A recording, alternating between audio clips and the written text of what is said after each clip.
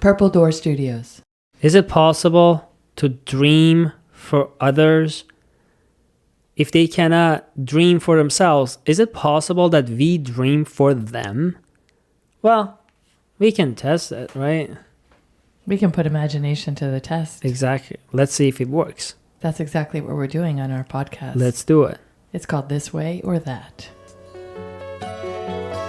In a year from now, I wonder if things will have changed.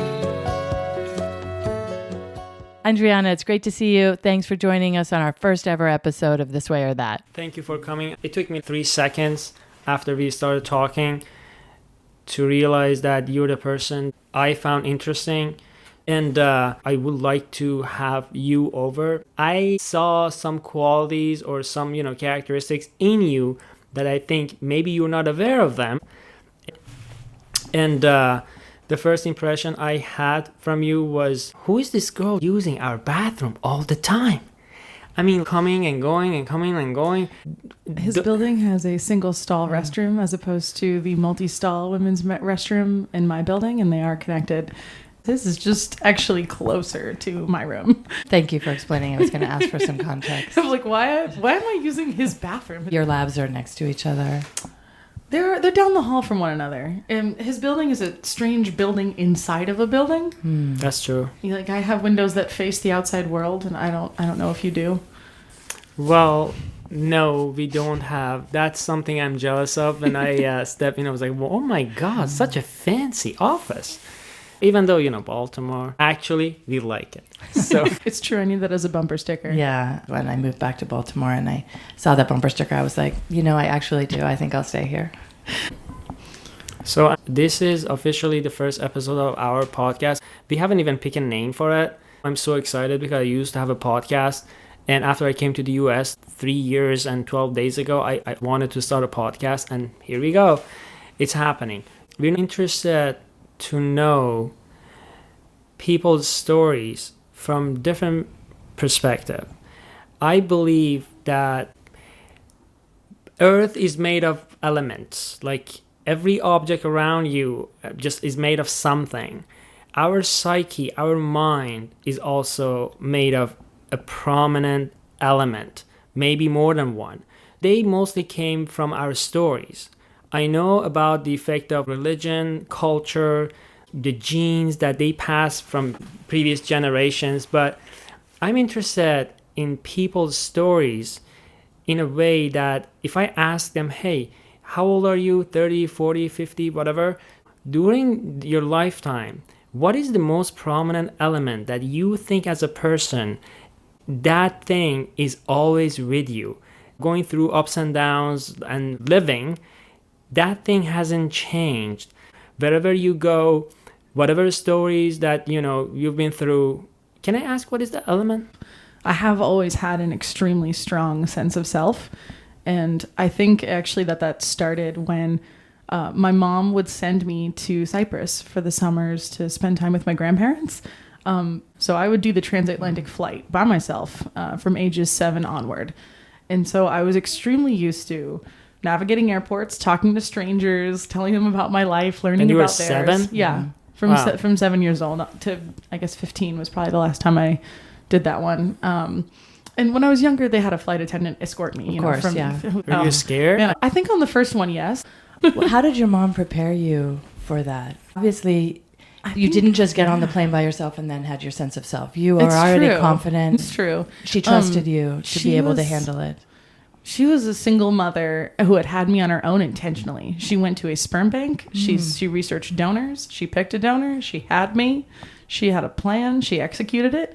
And I think there was very much a community and experience of, we are strong, capable, and independent women. We are going to do what we want to do, make our mark on this world.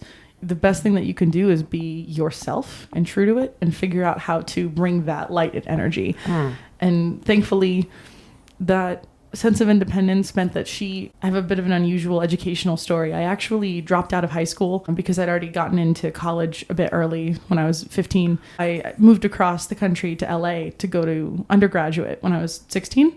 Alone. Your mom stayed in the East Coast. Yeah, and people asked her, like, oh, are you going to move with her? My mom would say, why would I? Right. Yeah, because that was it. She was like, she's been a fully formed adult since she was 8. Right. Why would I go with her? It's probably too late. It's like if she hadn't taught it to you by then, it was... Yeah, it wasn't going to work. Yeah, that was really nice to have that independence as well. And I don't think I squandered it. I think I used that education pretty well. Obviously, I got to where I wanted to be today. I believe our superpower could be also our weakness. So what was the cons of having a strong sense of self? Because let's imagine, when I just think of a 8-year-old girl with a strong sense of self, there must have been a huge gap between that girl and, may I say, regular, because it's not something common. People go to therapy and different workshop paying thousands and thousands of dollars to boost that characteristic. So Emily just raised her hand. Children didn't like me, no. Oh, that's what I'm saying. Were they jealous or didn't know what to do with you? Part of it was I'd moved from New York City, where a lot of the other children were very different and vibrant and all from different cultures, and we were all in this melting pot together. And then I moved to a very homogenous neighborhood in Northern Virginia, where I was still myself, and that was very odd to them. I did not exist in their rules. I didn't know their mannerisms. I didn't like the same shows they liked. I didn't interact with them very well. But that didn't break you down. No. If anything, it sounds like it made you stronger. I thought it was funny. I wasn't fazed by their bullying at all. I thought it was entertaining. I thought it was funny that I could horrify these people by just existing. Later, I realized that my identity is kind of all tied together. I am neurodivergent. I'm queer. I was never going to fit into that mold. And so even if I tried to do all the things to fit into that box, I learned their language so that I could speak to them, so that I could interact with them. And maybe some of them also broke out of that mold later in life and talked about how I was always this way. So now I'm curious about you. You said you've been always like that. You just go on a trip by yourself when you were 7. I'm curious about before that age, because at the age 7, most important neural circuits, they're formed up already. Something must have happened before that. Can you share the oldest memory that you have about something related to having a strong sense of self? I do have a very funny story of when I'm a child, of the first time I told my mother that she was incompetent. I went to my aunt's house, and my cousin was going to a Greek festival, so she was still ironing her clothes. She was standing there in her underwear, and as a small child, I said, I can see your underwear. Would you like to see mine? And mine was a days of the week underwear, and it said Monday. And my cousin said, oh, but it's Thursday. And I was incensed. I run down the hall to where my mother and my aunt are drinking a glass of wine. I just go, Mom, it's Thursday, not fucking Monday. They laughed for about 10 minutes. I was like, this is serious business. It's her fault. No, right? I was like, I'm in charge of my underwear now. I can read. I'm putting on the days of the week underwear because you can't do it yourself properly, clearly. And so that's when I think I started dressing myself. How old are you at the time? 3. Okay. All right. We are facing something really unusual here, because that attitude for a 3-year-old girl, you know that we go through phases. I'm not going to get into the psychological terminologies and this or that. There must be like a genetic element to that, definitely. But how do you explain that? Because it came from you. Do you have any explanation? My mother always talked to me like I was an adult. There was never any babying. She would answer all of my questions, and she has degrees in law and biology.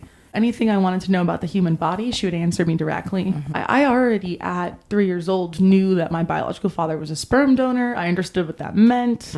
I understood family structures, and I understood that we should She was not shy about teaching me about the world and some of the injustices. She wanted me to be wary, to be loving of the people around me, but to also be wary. I knew not to always trust authority because sometimes those people could be bad too. I think that From the very beginning. From the very beginning. And well, you should know that I lost my belief in good and bad years and years ago. My brain doesn't function that way anymore, yes. specifically in this context. Yeah. But do you encourage the way that your mom, raised you? Like answering question directly in a way that the kid is not a kid and he or she is an adult. I think that the way that she talked to me about science and the world around me was really helpful. I can think see led that. to more You are a curiosity. scientist right now. Yeah, it ended up working out very well for me. Yeah, that's what I'm definitely. saying. And also, if you don't mind me sharing, you told me something about the sperm donor, about his characteristics. He was also, can I say? Yeah. He was an athletic pharmacist, even though at the time that he donated his sperm, he wasn't a pharmacist probably. At least that's what he reported. Who knows what actually is true? They give you a sheet with some basic characteristics, some kind of random de-identified facts. I know that his mother was a piano teacher. I know that he was 5'10" and had green eyes and brown hair. Interesting.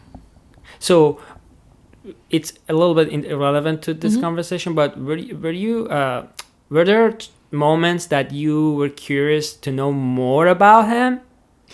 I actually joined the donor sibling registry when I was 8. My mom asked me if I wanted to know more about him because somebody had launched a website where you could put in your donor number, and if anybody else put in the same number, it would match you two together so that you could chat. She asked me if I wanted to do it, and I said yes. And we found a half sister who I actually met on TV. About a segment on changing families. And then on 23andMe, I actually met another half brother. I haven't met him in person, but I would love to meet him. He is a medical student at Vanderbilt who now has a PhD in neuroscience. Oh, that's fascinating. So we took remarkably similar paths.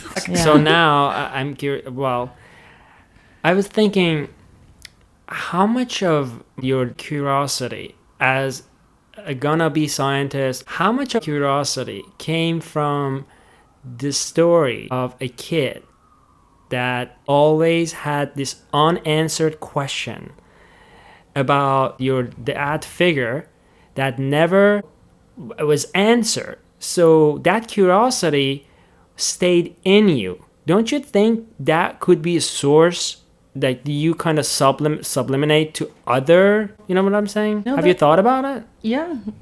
I've thought about what would happen if I met my donor. Like what kind of relationship would that be? But I think the idea was knowing where you come from, knowing how much is you and how much is them. So you, super athletic pharmacist with green eyes out there, if you just listen her voice, she's interested to know you. Do you think meeting your half siblings satisfied some of that curiosity? That was very fun. Meeting my half sister was great, and talking to my half brother because we do have a ton in common.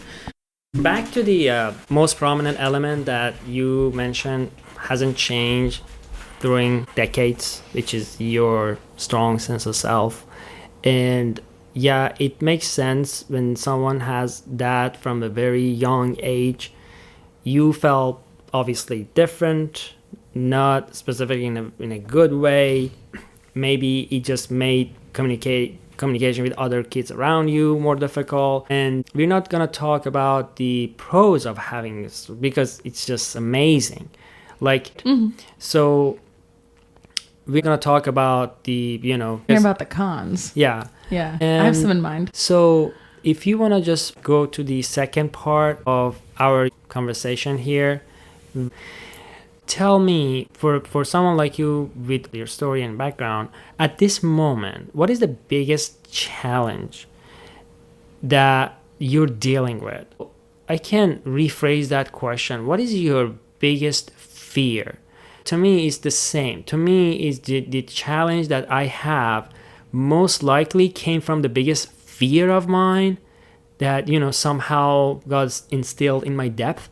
So you're free to answer either of them. I also agree with that sentiment. I think my biggest fear was that I wouldn't live up to my potential. was that I could do something really impactful, but I would get too complacent or too lazy or too comfortable and find something that would give me a good enough life, but not an extraordinary life, and not be able to use the gifts that I have been given. Yeah, I resonate with that a lot. Different reasons, but yeah. I have had a really phenomenal time in graduate school, but this is the 8th year of my PhD. And I feel like I've been on my way out for quite a while, but I just can't get over that final hump.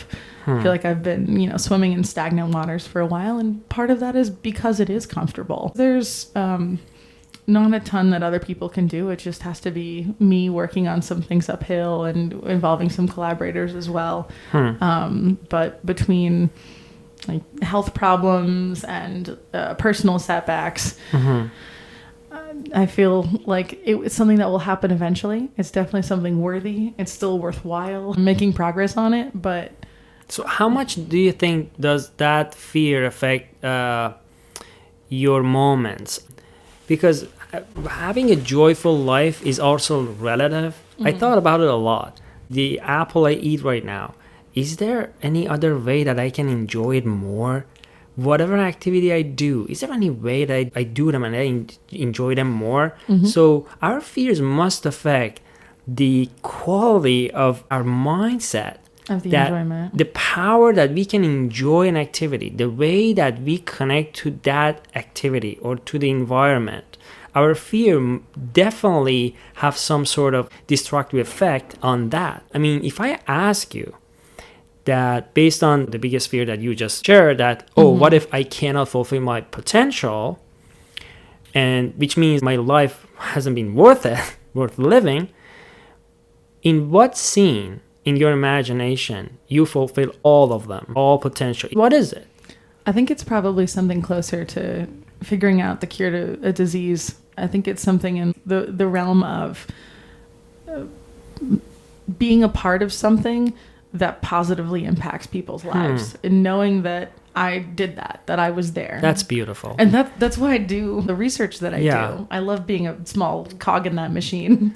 So the question is there any other way that while you're getting there, you don't feel that fear? Or how much of that fear do you think is the force that's pushing you forward? I think it's a good fear, honestly. I think that resting on my laurels is something that I could do. I could live a very comfortable, easy life. You just said that you're taking 8 years to do your PhD and maybe some complacency has settled in.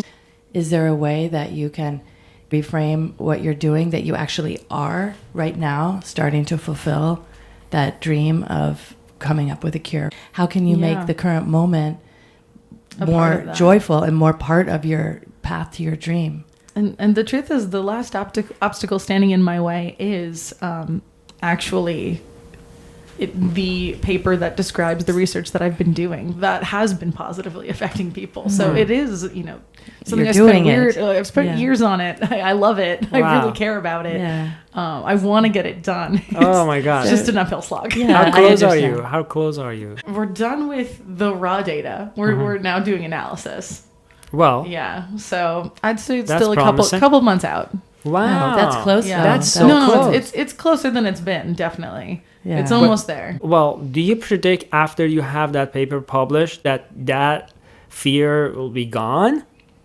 I think that getting my PhD will be a really large part of it, but I do want to. I don't want to sell out. I would rather pick a career path that is more impactful, as long as I can be supported. But I do want to, I guess I'll need to take my time in terms of career options so that I do still have that self-fulfillment aspect to a job that I do. How do you know now that the next job is something that's meaningful? Like, it doesn't have to be the next job that I pick. Right. The next job that I pick can be something where I will gain skills. And the job after that can be something where I gain contacts. And the job after that could be something where I put all of that together into something meaningful. I feel like it's okay as long as I'm working toward a plan. I agree. And not just saying I'm going to do it later. Yeah, exactly. It's always, you should be enjoying it, right? Yeah. I can realize the career path isn't linear. Yeah. You can move from left to right and up and down. And as long as you're gaining something and doing it because you're joyful, not because it quote unquote looks good. Yeah. And I thankfully haven't done things to appease others for a very long time.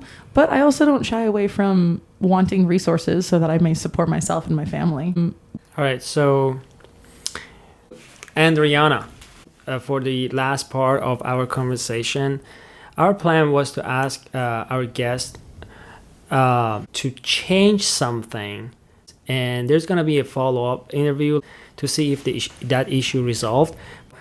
We're looking for something that you were actively dealing with on a daily basis. So I know that, as I said, you're able to sublimate your fears to something useful and to just be kind of, inspiring or motivational or this or that. A lot of people's fears are things that hold them back from doing the thing they need to do. Right. And I think that is a thing that left me a long time ago. And I don't think I have any fears that hold me back. That's amazing. I think that my fears are the things that drive me. The fears are things that motivate me to be a better version of myself. Like, is it going to be good enough? Yeah. Will I show up as the best version of myself? Those are the kinds of fears that honestly are good stress. And without that, I don't know what people would do. So give us something, like it could be, there is no limit. Sometimes people, they say things that they think they're silly, but regardless of how silly they look, they are dealing with them. They just spend their time and energy to figure it out. 6 weeks, you say? Well, it could be 2 weeks, 3 weeks, 4 weeks. After a while, we're going to have you over again. Hopefully you agree. Oh, yes. No, because I have the perfect thing. If this is a challenge that you're willing to give me 6 weeks for, yeah, I would say it. 6 weeks to send a final version of this paper to my advisor. Oh, so that's your last one, right? That's your big hurdle to open the door to the next chapter. That has been weighing on me for a year now, is this final thing. And I've hit a lot of hurdles along the way. We discovered that some of the data had been calibrated incorrectly, so I spent 2 months recalibrating things. I hit a roadblock where there was a job offer that I had after graduation that was rescinded. Right. Yeah. Let's set that. Give me a fear that I'm going to disappoint you the next time I come on this podcast. Let that fear motivate me. Let this be that record. I like that. So that's before the holidays. That's actually perfect, because I would want to say that I have a draft of this manuscript already sent to my advisor and him looking at it. When I say I have months left, I know I'm going to have months just passing that thing back and forth with him. Right. But at least to have a first draft that I'm happy with. Yeah. I'm so happy and grateful. It looks like it's a simple conversation, but for me, I love this. I do believe in the power of showing empathy, making eye contact, and listening actively to people's story without any judgment. I do believe in the healing power between people if they forget all the man-made bullshit that society and genes and whatever shit happened. If they forget that and look into another human's eyes and actively listen to their stories, there is something there super powerful that can heal people. And by saying that, it gives people the courage to have mental clarity and see their objectives crystal clear, because in this life we have to have objectives, period. Even monks in monasteries, they aim for something. So we are so grateful to have you here. Thank you so much. Thank you. This has been a lot of fun. Believe me, the honor is ours. Such a good experience for our first guest. So thank you so much. So do you have anything, something to say to our listeners? Even though we don't have any yet? I think you will. I'm pretty confident you're going to have listeners with your love of the human psyche and the tapestry of our lives. Because it's that human connection that we search for. It can be hard to find. It can be hard to be vulnerable, even if you have a strong sense of self. Thank you for doing that. It's hard. Great. But thank you both for inviting me and for making this space so comfortable. Absolutely. Thank you, Emily, and thank you, Andrianna. All right. Until next time, everybody. All right. Take care. Think about tomorrow, not about today. Don't think about the things you might have lost along the way. And if every tomorrow can be made to turn out right, in a year we'll all be here, standing in the light. This Way or That is produced by your hosts, Emily and Navid, edited by me, Emily, and our theme music is by Mac McClanahan. Thanks, Daddy.